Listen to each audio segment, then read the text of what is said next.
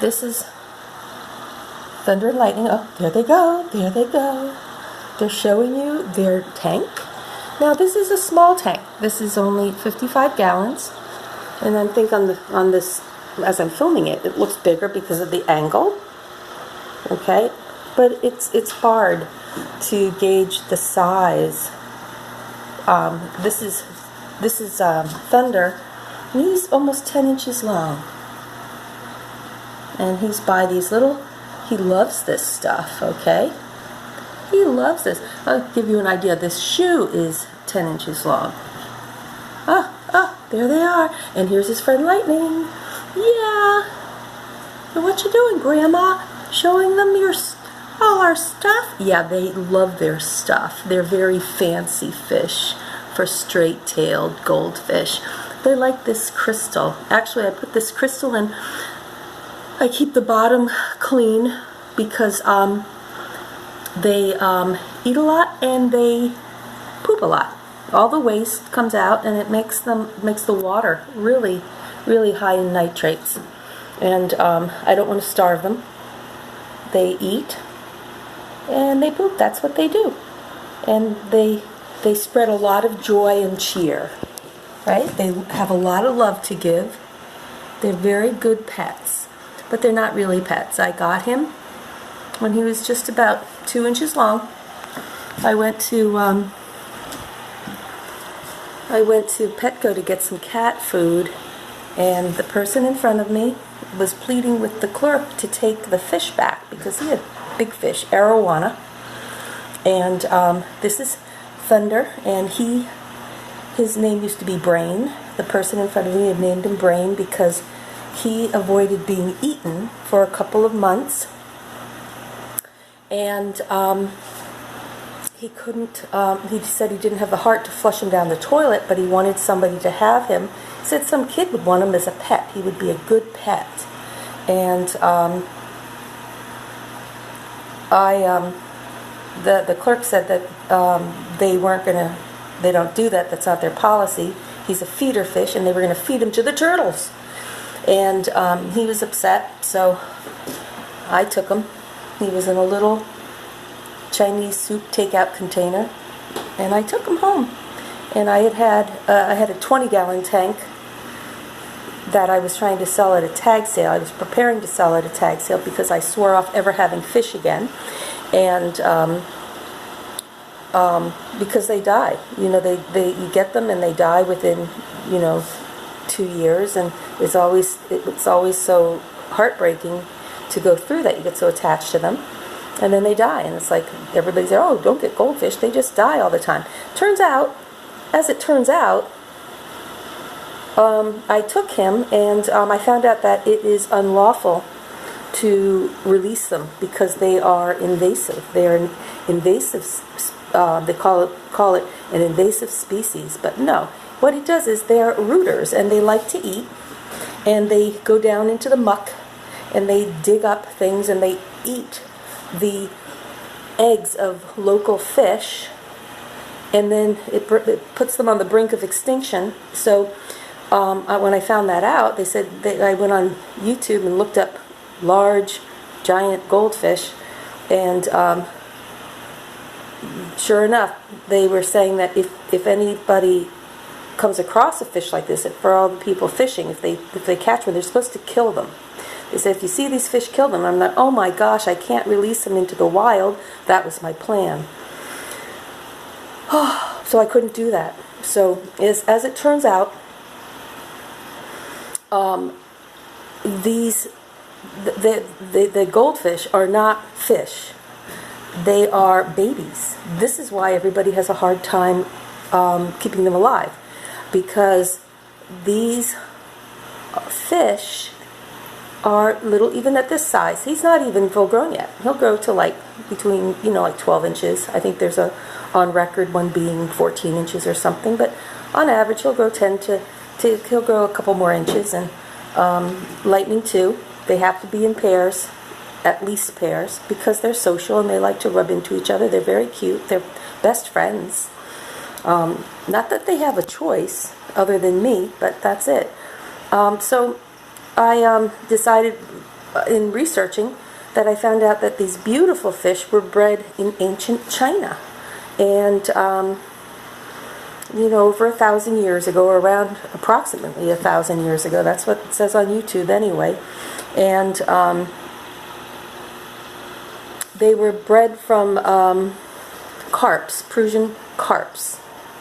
And they were made to be like 5 different colors. You know, there's the gold, the yellow, the orange, red, and white, I think, and black. Something like that. And then from these goldfish came the koi. The Japanese took off and was inspired, used these, and went further with koi. And the koi are, gosh, you could get them for big ones, but they grow very big. They, you know, separate issue. They grow up to 3 feet something, or approximately 3 feet. And they can sell for $10,000 each. Where these little guys, these guys are we're feeder fish, Grandma. I know. Sadly, they're bred to be eaten, and they always were bred to be eaten. You know, it's when there was food was hard to come by, and they were bred to they grow fast, they produce a lot, and interestingly, they live for up to 40 years. So they're very you know, they have a lot of personality if you get to know them, but they're sort of like the chickens in the fish world, and this is them.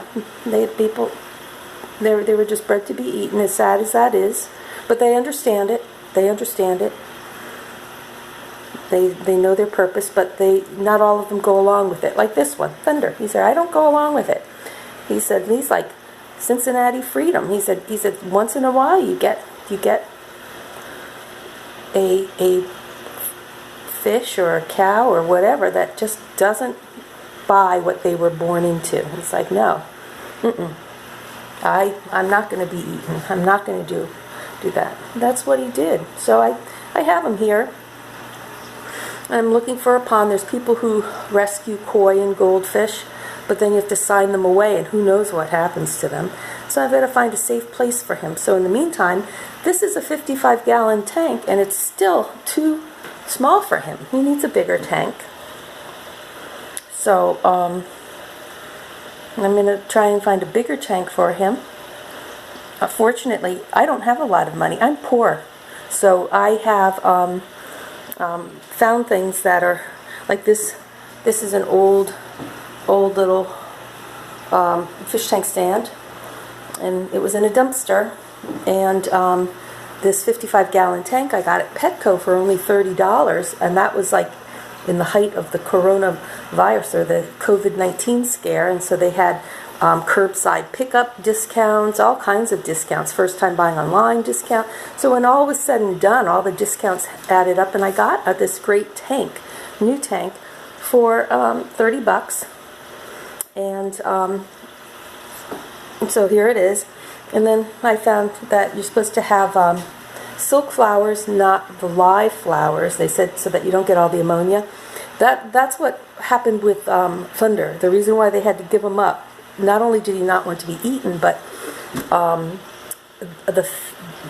he was producing a lot of waste, and the nitrates, you know, that translates into nitrates.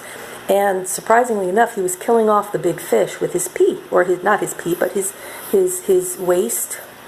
And because I don't think these goldfish, from what I've read, pee like regular animals. They have their food waste comes out of that little hole in the back of them, but then their what would normally be pee comes out of their gills. So they whatever's coming out of the gills is producing like the nitrates as well. And they have to get that, whatever it is. You can look it up online like I did. But that's it. Just Google search, do goldfish pee, and then up all this information comes.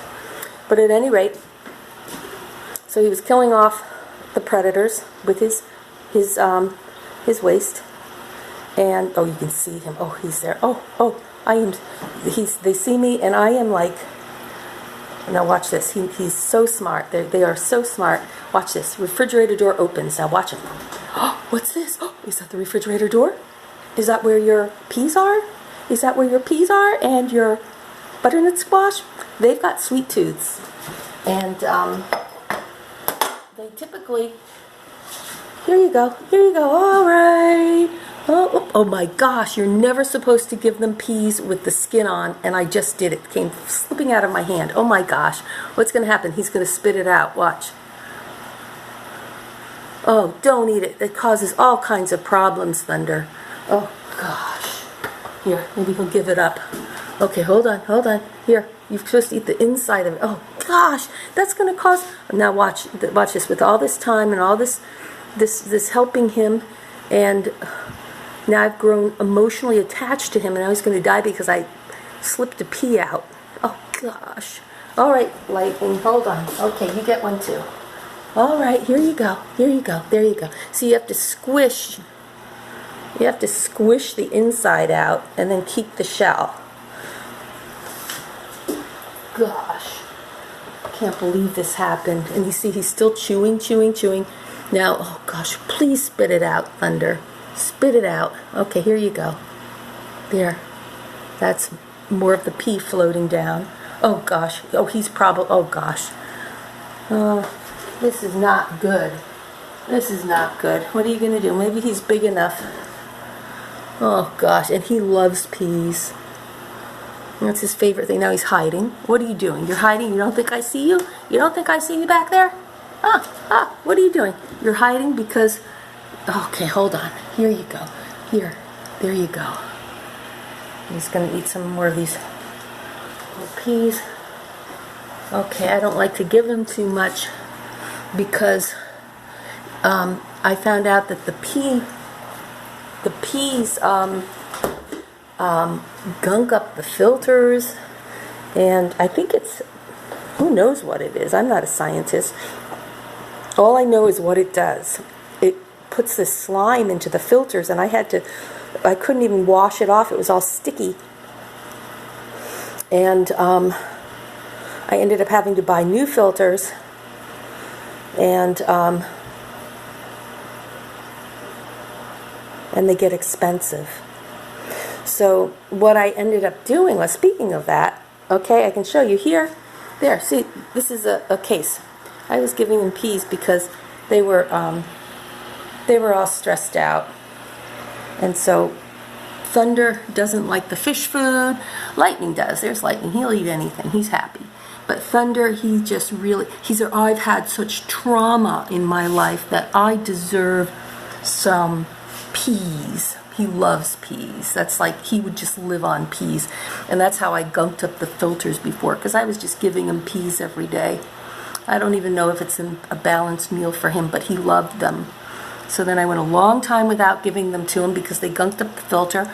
Then I thought, let me just give them a few so that they can eat them, and maybe it won't gunk up the filter. Right? Right, Thunder? Okay. Where's little Lightning? Okay, Lightning.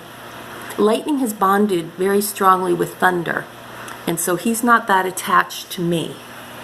But I had Thunder for a while before Lightning, and Thunder bonded with me. So he's sort of like, he likes humans for companionship. Like even giving him food and everything. He likes the company.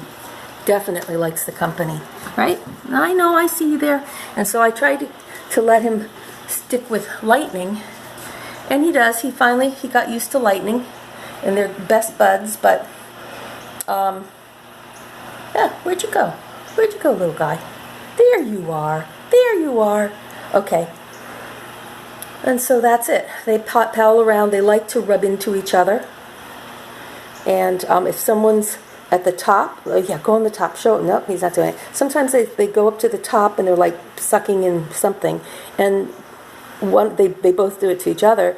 They rub up against them, and so the fish on top goes whoa up out of the water, and the fish on the bottom just rubs up against and goes down. It's like a little sign of affection. And I think that it's just in their nature to do that, because both of them do it to each other. And I was wondering if that's why whales do that to boats. But yet, you know, we as humans are saying, oh my gosh, it's an attack. Where I don't think it's an attack. I think, based on just watching these guys, I think that it's just a sign of, hey, you know, saying hello and how you doing kind of thing. It's like a friendly kind of thing.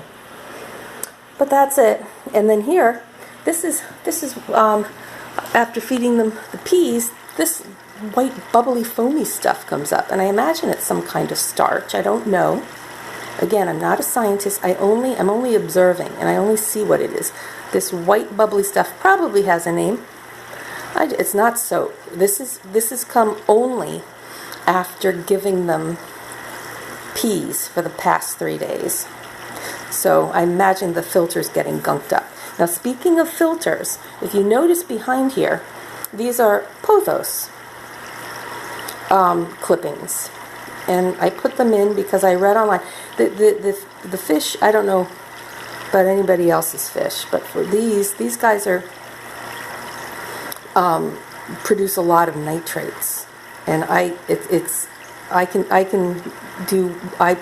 change 5 gallons a day just while I'm siphoning out all their waste from over the night, and then I put in 5 gallons, just like it's like a diaper change. That's how I see it. You're just changing the diaper. You have to clean out that stuff, or else it really gets the water gunked out.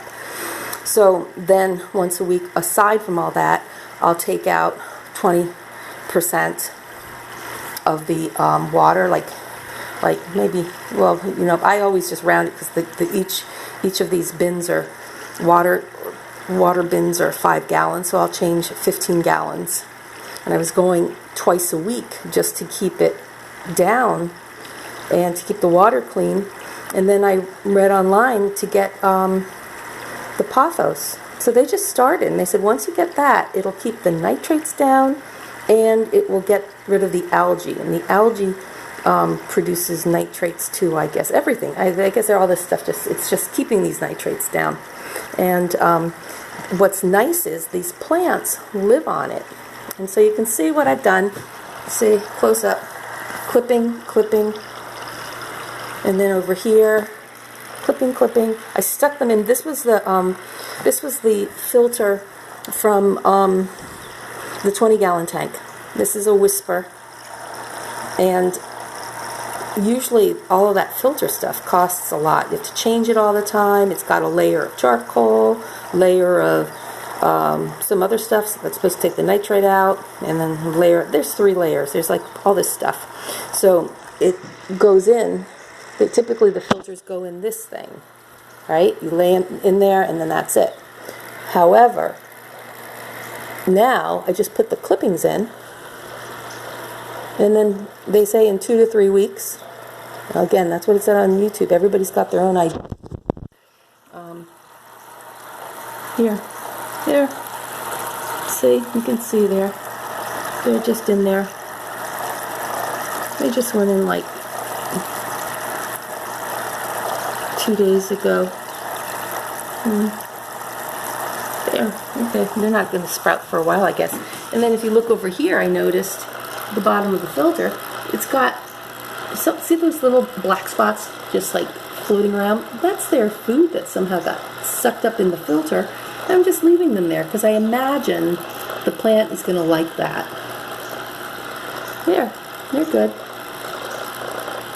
That's what they're doing, and that foam is coming up. I keep trying to, you know, every time I try to remove the foam, more comes back. So it's just in there, and that's what it is. And here it is, see the other thing. In here, things that I've noticed. This is this little air thing. I have one here in this corner. One in this corner. They love that. They go in there and it comes out through their gills.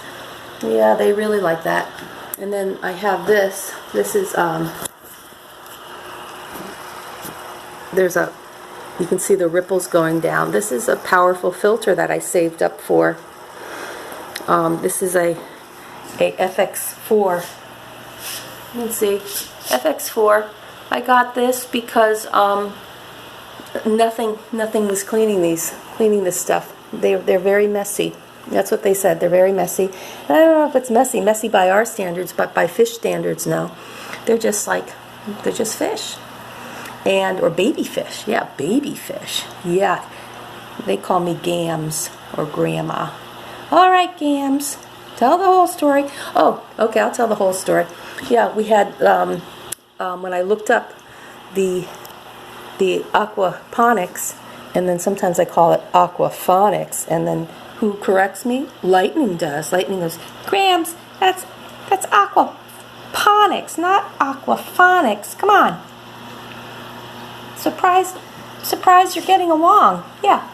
Surprised you were able to manage this long. I am very surprised that I managed to keep these little guys alive for so long. It's basically giving them bigger tanks. I think, from what I read,